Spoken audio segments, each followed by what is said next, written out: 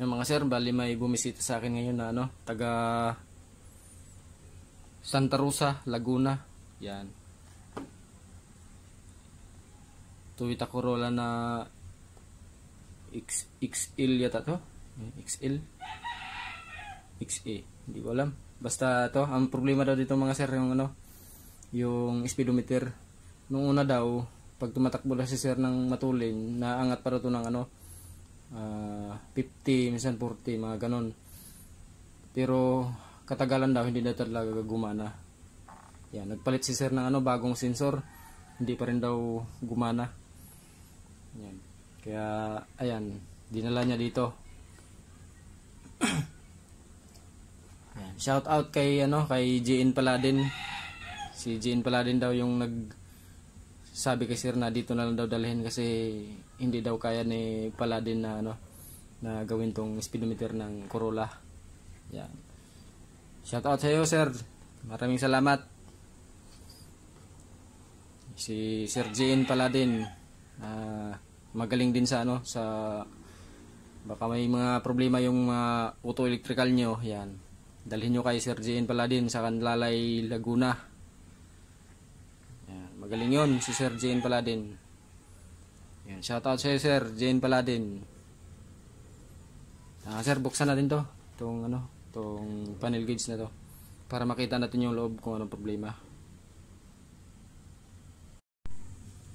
Ito naman sir, nabuksan ko na yung yung panel gauge. Bago natin i-repair mga sir, testing ko muna yung kung talagang hindi siya napalo. Tingnan nyo mga sir itong speedometer. Lagyan natin ng supply.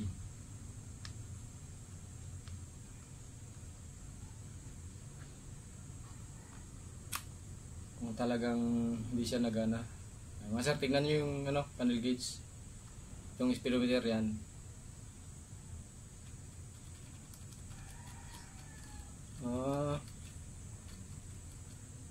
Napalo siya mga sir ng kapiraso. Yan. May pitik-pitik siya. Yan, kaya lang kapiraso lang. Yan, pansin niyo mga sir, umangat siya ng konti. Yan, pumapalo. Kapiraso lang. Yan, kaya yung sabi ni sir sa akin na kahit sobrang tuloy na raw ang takbo niya nung una, kahit na takbo na siya ng mga 100, ang palo daw nito mga sir nasa 50 lang. Tapos hanggang sa hindi na daw talaga umangat. I-repair natin ito mga sir. Pero yung udo niya mga sir gumana. Nagbago yung number. Itong lang, yung needle lang hindi na accurate. Na palo lang ng konti. Umangat ng konti. Kapiraso lang. Buksan natin ito mga sir.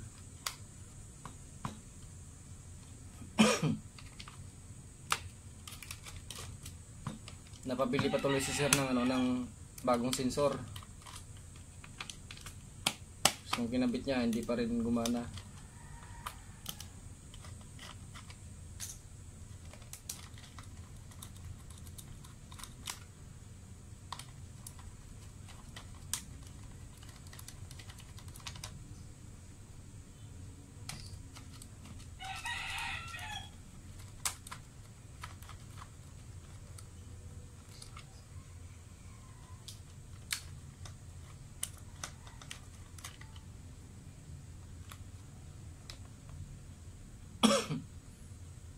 Yan, ito mga sir, sunog.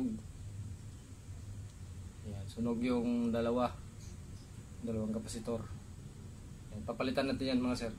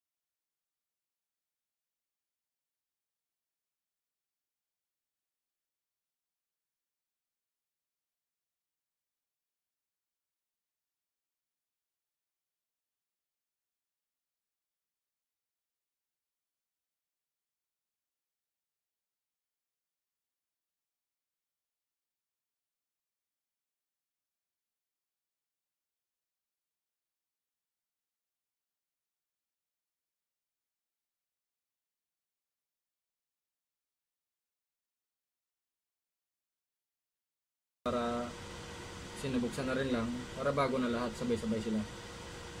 Ganun din naman yung mga sir eh. Pabayaan natin yung luma, bibigay rin yung katagalan. Kaya pinalitan ko na lahat.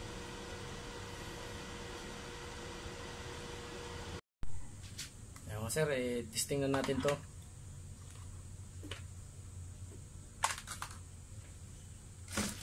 Symbol ko na mga sir, testing na lang natin. Yan, tingnan nyo mga sir yung itong speedometer kung papalo na. Supply.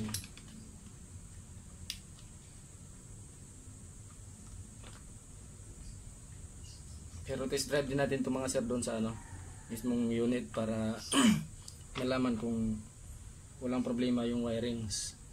Pag hindi siya gumana doon mga sir, gagana dito sa simulator. Yan, ayos na. Yan, gumana na mga sir. Yan, kita nyo mga sir, mataas na yung palo. Kung walang problema wirings din sa unit mga sir, gagana to doon. Pag sinalpak to doon mga sir at hindi siya gagana, ibig sabihin nun may problema rin sa wirings. Kaya kailangan i-test drive din. Test drive natin to mga sir.